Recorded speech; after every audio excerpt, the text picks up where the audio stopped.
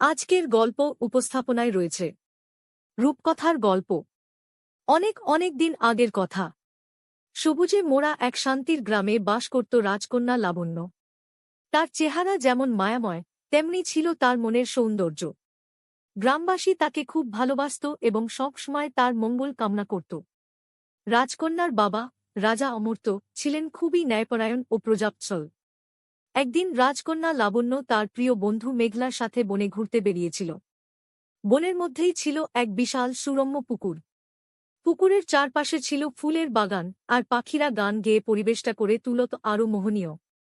লাবণ্য আর মেঘলা পুকুরের পাশে বসে গল্প করছিল।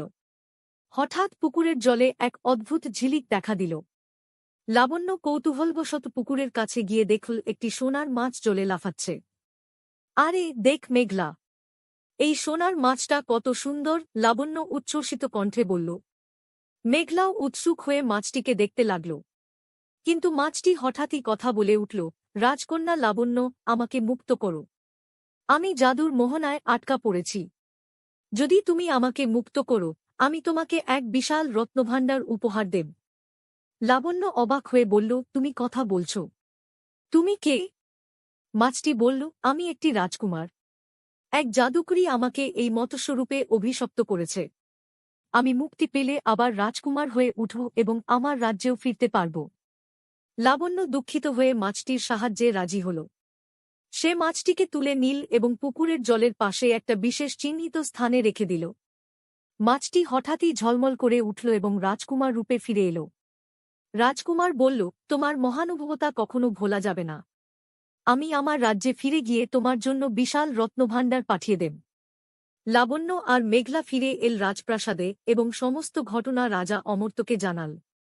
রাজা খুশি হলেন এবং রাজকন্যার বুদ্ধিমত্তা ও সাহসিকতা দেখে গর্ব অনুভব করলেন। কিছুদিন পরে রাজকুমার তার কথা রেখেছিল। লাবণ্যর জন্য রত্নভাণ্ডার পাঠিয়েছিল। রাজা অমর্ত্য এই রত্নভাণ্ডার থেকে অনেক রত্ন তার প্রজাদের মধ্যে বিতরণ করলেন এবং গ্রামে সুখসমৃদ্ধি আরও বাড়ল। কিন্তু এই সুখসমৃদ্ধি সহ্য হল না পাশের রাজ্যের রাজা কৃপণের।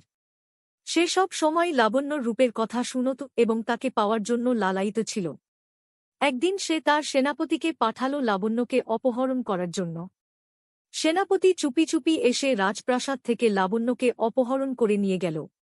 রাজা অমর্ত্য যখন জানতে পারলেন, তখন তিনি বিচলিত হলেন এবং তার সমস্ত সেনাবাহিনী নিয়ে কৃপণের রাজ্যে আক্রমণ করার পরিকল্পনা করলেন। কিন্তু রাজকুমার, যাকে লাবণ্য মুক্ত করেছিল, সেই খবর পেয়েই তার সেনাবাহিনী নিয়ে হাজির হল এবং বলল, রাজা অমর্ত্য, আপনি চিন্তা করবেন না। আমি আমার সেনাবাহিনী নিয়ে লড়াই করব এবং লাবণ্যকে উদ্ধার করব। দুই রাজ্যের মধ্যে ভীষণ যুদ্ধ শুরু হল। রাজকুমার ও রাজা অমর্ত্যের সেনাবাহিনী একসাথে লড়াই করছিল। অবশেষে রাজকুমারের বীরত্ব এবং কৌশলে কৃপণের সেনাবাহিনী পরাজিত হল। রাজকুমার কৃপণকে বন্দী করে নিয়ে এল এবং লাবণ্যকে মুক্ত করল। রাজা অমর্ত্য এবং সমস্ত গ্রামবাসী রাজকুমারকে ধন্যবাদ জানাল। রাজা কৃপণকে তার রাজ্য ছেড়ে চলে যেতে বলল। রাজকুমার লাবণ্যর প্রতি তার ভালোবাসার কথা প্রকাশ করল এবং রাজা অমর্ত্য তাদের বিবাহের অনুমতি দিলেন। লাবণ্য এবং রাজকুমারের বিয়ে হল খুব ধুমধাম করে। সমস্ত রাজ্য জুড়ে উৎসব শুরু হল। রাজা অমর্ত্য খুশি হয়ে তাদের দুই রাজ্য একত্রিত করে দিলেন এবং সব রাজ্যে সুখশান্তি ও সমৃদ্ধি ফিরিয়ে আনলেন।